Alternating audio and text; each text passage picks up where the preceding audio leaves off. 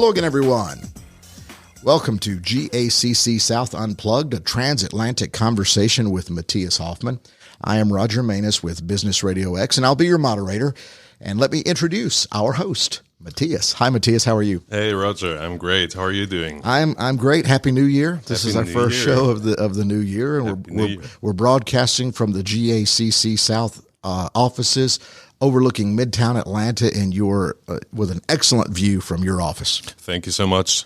That's correct. We have an excellent view, right? And an excellent guest. Excellent guest, absolutely. So let me start like that. We started in full swing here into the new year 2023. And today we have a lot of guests actually here in the chamber. So a lot of people from the leadership team of the DIHK, which is our umbrella organization. But also we have the CEOs of our chambers, of our sister chambers from Chicago, New York, San Francisco, Washington, D.C., and Toronto in Canada here. But our special guest here for our podcast is Dr. Volker Treier, Chief Executive of Foreign Trade and member of the Executive Board of our German Chamber of Commerce Association in Germany, from Berlin. Hello. Hello, Roger. Hello, Matthias. Thank you for having me. How are you doing? I'm fine. Being here in Atlanta with this marvelous view, fantastic. Wish the weather was a tad better, but it's clearing up today for you. So, talk about the weather is really the opposite of chilly outside. Yeah, I came from Germany and I came from Washington last night, and in Washington it was really chilly. In here, just an hour or a bit more flight to Atlanta. For me, it's fantastic again. Well, as we say, welcome to winter in Georgia, where you never know what's going to happen. It will be really cold one day and then not so bad the next. So, in your capacity, do you travel a lot? You travel the world a lot.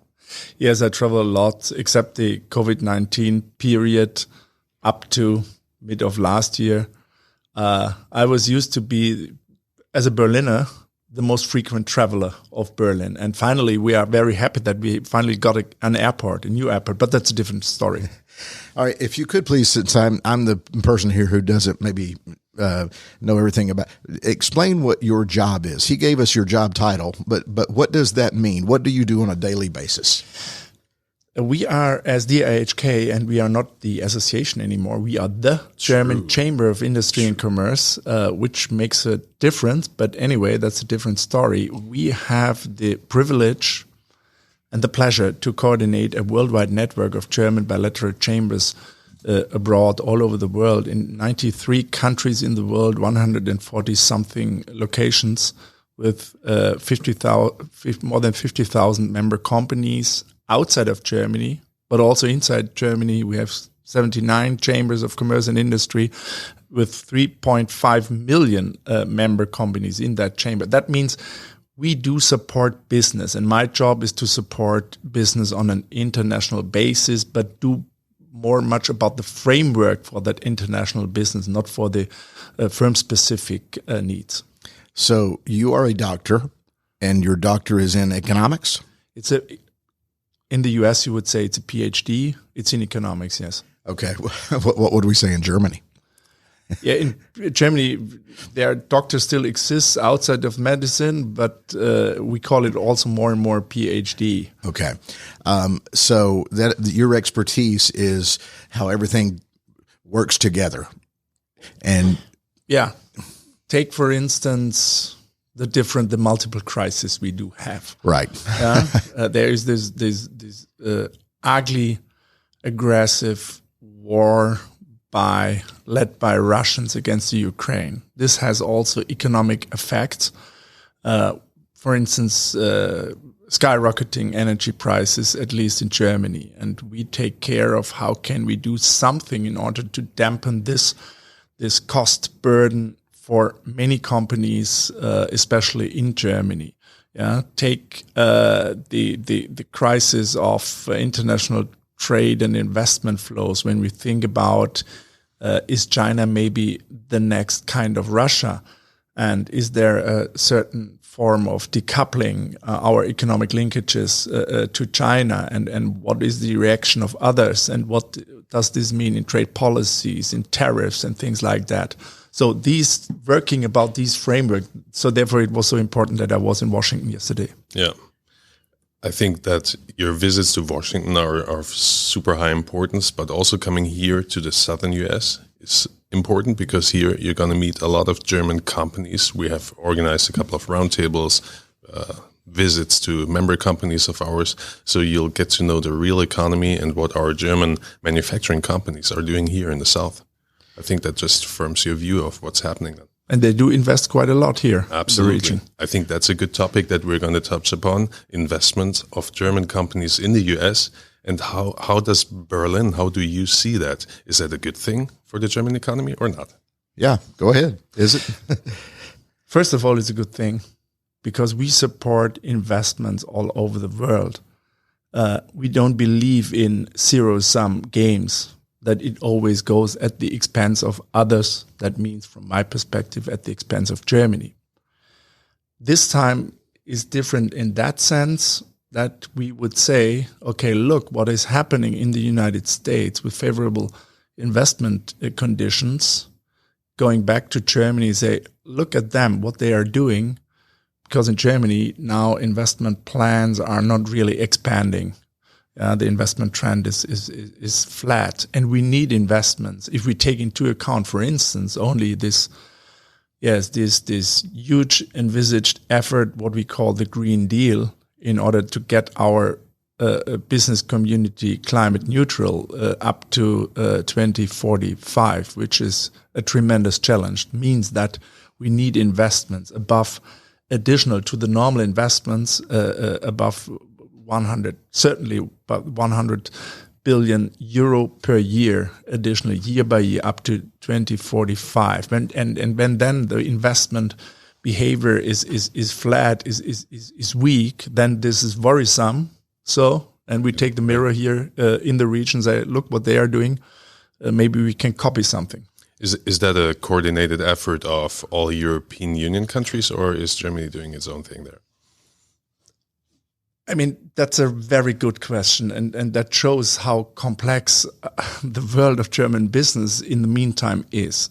So European integration is of utmost importance because it creates as a very much larger market than only the German market. And having the power of the European Union in order to negotiate with economic partners, how can we create even better conditions to a better international flow of goods, services, and investment and capital is done by the European much better than with a country like Germany. No?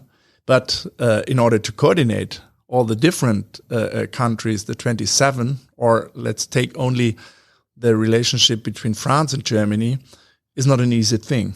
And it is even more complex than to coordinate what is happening on the federal level in Germany itself. I'm curious, when you are in Washington, who are you meeting with and what are the discussions about?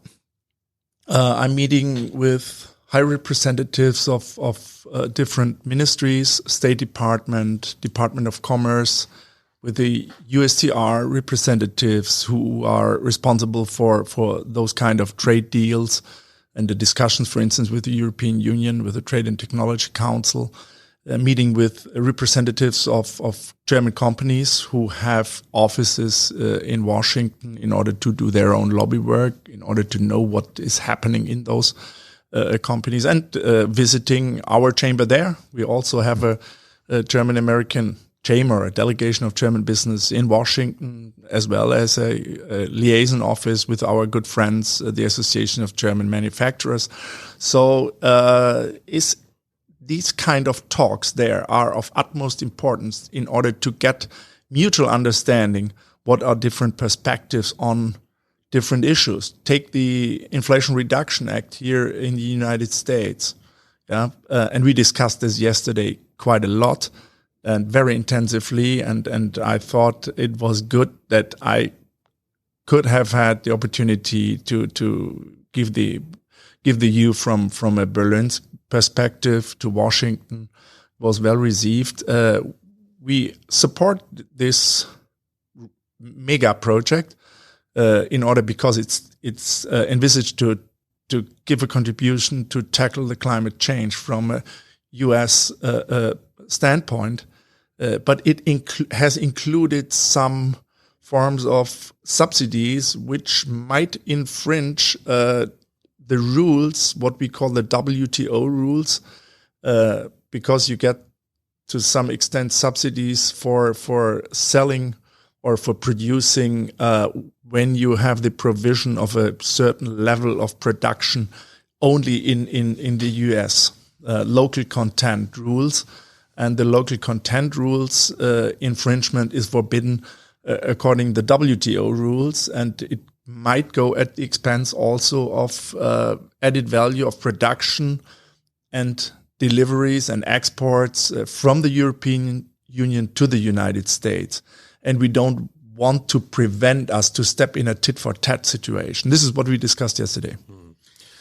About the Inflation Reduction Act, it's a really hot topic in Germany. It's being discussed like all the time over the past few weeks. What we though see from our member companies here is like, first of all, some of them see it as a good thing, right? Of course. Can I understand? But also we're just now in the process of conducting our German American Business Outlook, a survey that we conduct on a yearly basis, and we ask companies like, hey, what is the reason for your investments, right? And not so many say that.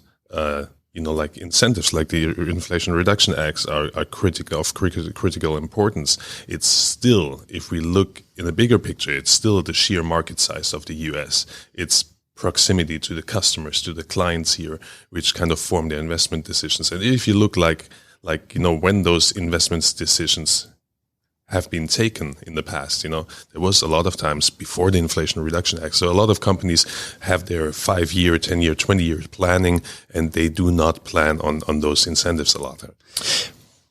We do not complain that is really that the IRA is going at the expense of investments in Germany.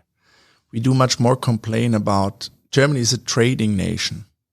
We need clear rules, and we need the United States to play by that rules, because they were more or less, together with the European Union, the inventors of those WTO rules. And our companies now and our whole economy has to diversify to where get the critical minerals from, preliminary goods, but also the markets.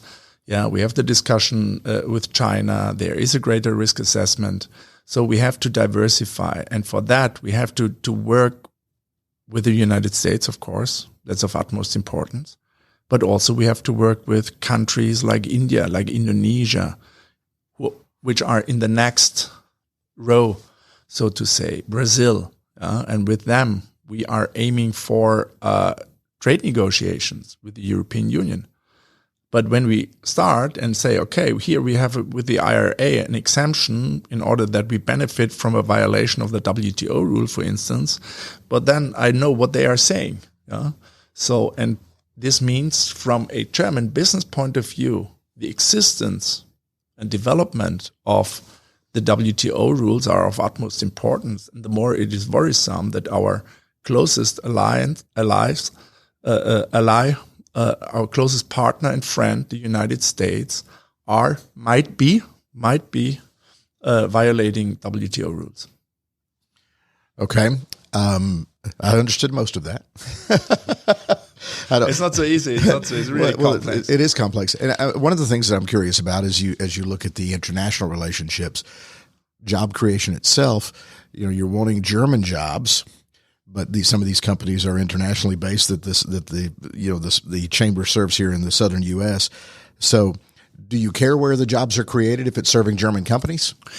We believe, and we know it by evidence, that a job created from a German company outside of Germany has always led to an additional, or not to the same extent, 3 jobs outside might be 1 or 2 jobs inside of Germany, created even higher productive jobs in Germany due to the relations between those companies, because they create an added value chain.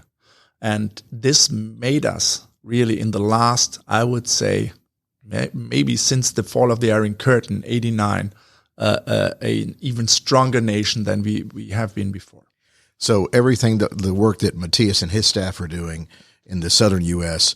is very beneficial back home in helping maintain those relationships and helping German businesses here. This is our belief, and this is the reason why we support Matthias, but all his other colleagues worldwide, in order to support German companies, even if they say, okay, we create jobs here.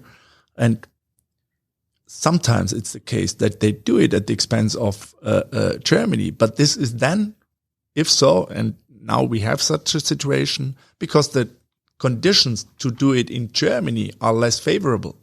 But we don't blame the other countries for that they have offered better conditions to do so.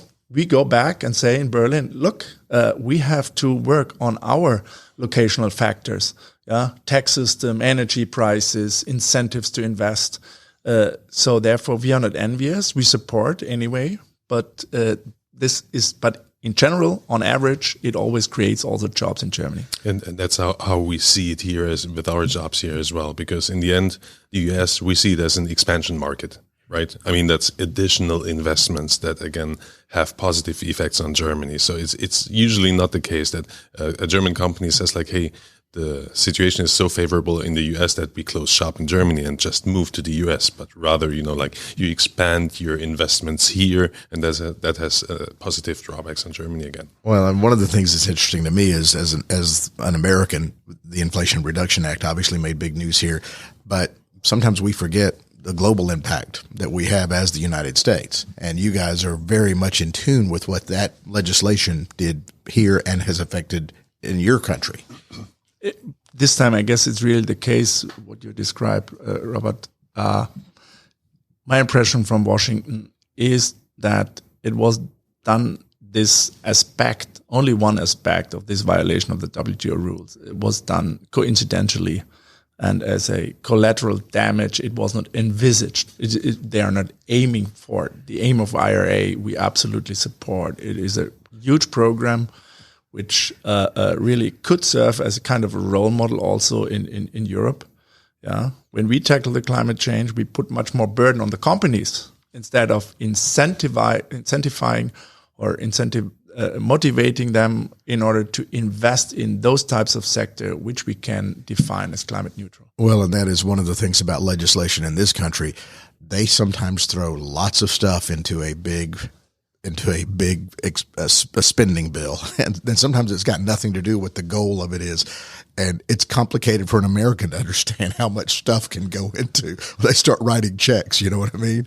But you can compare it. It's likewise to Germany and European Union. The red tape on top is, in the meantime, really incredible. We are laughing about, but there are so many regulations underway, and maybe it's also a trend of the modern times that there's a shift of responsibility taking away from the state authorities down to the firm's level.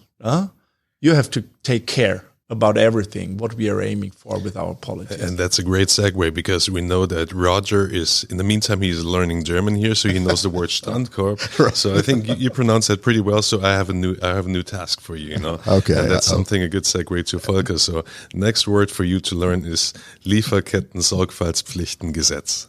Right? Yeah, that's going to take a while. That's 10 syllables. What does it mean? It's a German or the European Supply Chain Due Diligence Act, and I think that's a good segue, because that's a regulation that is pushed onto German companies, and I think that Volker could share his thoughts about that.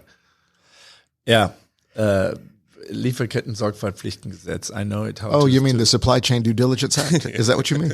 This is what I mean. Roger, great. And don't laugh. There are also plans to establish this in other places in the world. Yeah, the European Union in general. And yesterday I've spoken. I'm not the inventor if the U.S. administration will ever do this. Yeah. No. What is it? The state authorities are conveying their responsibility that human rights, or a general definition of human rights. It's also a critical topic. What are human rights?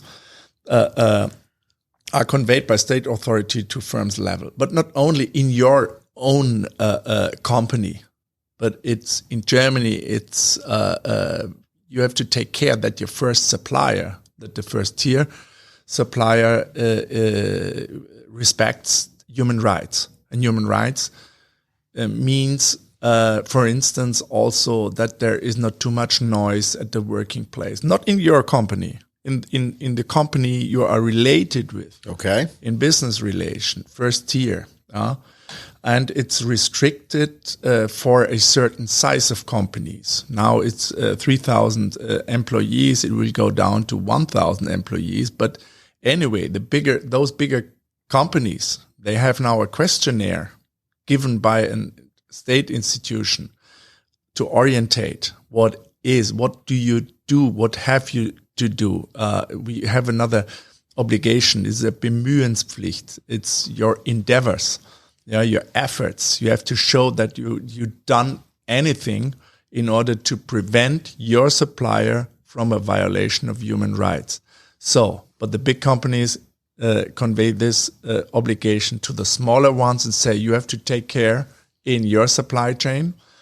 And now we have a European approach and a first draft of such a law, of such an act on the European level, and this goes down to the overall supply chain, not only restricted to the first tier supplier, but also to the value chain. That means also including you are selling your product to a customer, and you have to take care that this customer is not misusing this product for any type of thing which can be regarded as a violation of human rights. So this is a responsibility or a liability for companies, which is, I would say, overwhelming, and maybe they cannot stand. And if you think about doing business in countries like many countries in Africa, where they don't respect or have not yet reached the level of compliance like we do in our business, that smaller companies say, okay, in this case, I prevent from strengthening the ties, doing business in such types of countries. And this would be also a blow to the goal that we do want to be part of a better development, for instance, in Africa. Right. So, yeah, we do not really appreciate, I have to admit. So, yeah, so it creates these standards that makes it sometimes more difficult to create international relationships if the standards aren't maintained elsewhere. Yes. Okay. Yes. And once again, we are a trading nation. We are not dependent from one country, like take Mexico from the United States. 80% of the trade volume is done with the States from a Mexican perspective. Germany, our largest export market are the United States. What do you think? What is the percentage of the overall export, what we are selling to the United States in percentage points? Oh, you're quizzing me now. I know we buy a lot of German cars. 50%. 40. It's 9%. 9% of what you... 9% of our overall exports are going to the United States. We're happy about, then we have France, we have China, we have Italy. Sure, sure. I sounded, so are we your biggest at 9%, or is there... You are our biggest. Okay. So you are incredibly connected based on that number that you've got of your 100%. You're going to have a country that you do 2% with, and 3%, and 5%, and so you guys, when you say trading nation, you're connected everywhere. Yeah. Yeah. And take this discussion, what we are leading very intensively in Germany, this decoupling discussion or dependency discussion from China. So if our major export market are the United States, that means that China as an export market is below. Okay, it's around about 6 up to 7%. Okay. So, but it matters, of course. Yeah. But if we do want to go to other markets, that means we do not find another market who can compensate for the very first moment this 6 or 7%. So we have to go to many other markets, and this means we have to, and we have a granular structure of German business. We have the big ones, okay, but we have many small, medium-sized companies. We call them the Mittelstand, the backbone of German business. So they have not the power in order to negotiate with any small market and then say, okay, but my first tier supplier, he has to be very clean in terms of non-violation of a broad field, what we can call human rights and things like that. So the governments are putting so much additional burden now in nowadays times where businesses have to do business against the backdrop of multiple crises, not to forget the energy prices soaring. So in that respect, I do think, okay, the best advice with respect to the government would be, please keep the companies, let them do, and don't hand over your own responsibility on the firm's level. Are you worried about the involvement or investments of German companies in China? Look, I mean, talking about crisis, maybe there's a German saying, and this is it's called Wandel durch Handel, societal change through trade. Trade is responsible that a society has to change. This is the essence, the logic of this saying. This is really overstated. A business is doing business for the business and not for societal change. Now the society in China are not that changing in that direction what we in the Western world, in the United States, in the European Union, in Germany, we're longing for. But what does this mean? Have been the last 30 years done for nothing? No, it was a good way. It was a good try, at least for the businesses. It was a good business. And for many people in Germany, we have up to 1 million jobs in Germany depending on trade with China. So it was a good thing. We cannot, and then today, our advice, our recommendation is we cannot say, okay, it was a mistake because the Chinese society was not progressing in that direction we were longing for, that we blame the businesses, you did the wrong job. No, their job was to do business, to run for profits, to create jobs on both sides, in Germany, but also in China. They did it, and some say, okay, on my firm's assessment, when it comes to risk, it's riskier. It's now riskier, and some are redirecting their business from China to other markets in the region. It's called China Plus One. And others say that China is such a huge market, it's too big in order to neglect. So, and the world is complex in that sense, and we don't need recommendations of the governments to say you have now to step out of China. It's interesting to me the way you have to forecast and see big things coming, like relationships with China, but you also have to react to unprecedented world events like the war in Ukraine. So you're constantly looking ahead and dealing with today. How do you do that? We have wonderful colleagues. And first of all, we have wonderful companies. There are many companies in the Ukraine, and in these times of the war, they have even board sessions where the companies were speaking with us via Zoom or Team, via video below the table, and we did that, and they say, okay, please help us to support us, We have now a new colleague in going to Kiev, if it's from a risk assessment point of view, if it's possible, to rerun our German-Ukrainian Chamber of Commerce and Industry. We explain the sanctionist regimes to our companies. We explain the concerns of some sanctions towards the government. So these types of transmitter function is our job, and in nowadays, absolutely, admittedly, is not really easy. And Volker has created during the pandemic. I mean, we're striving for digitalization, so online tools are a centerpiece of our development. He has created a fantastic format where all the CEOs, not every week, everyone, but imagine 92 Matthiases all across the world. I can only handle the one Matthias. Yeah, exactly. Yeah. He can handle all of them. Yeah, he's a special one. So he's pulling together in a virtual call all of the CEOs across the world of German bilateral chambers across the world. And then it's kind of like traveling around the world. It's kind of like, hey, what's going on in China? What's the connection here? In terms of supply chain, what does Mexico say about maybe reshoring? Then it goes to the US, back to Europe. So I think that's a wonderful format, basically. And I think that Volker, through us as CEOs and with us, with our backing of the companies and our boards, gets valid and good information there. Sounds like you spend a lot of time in airports to me.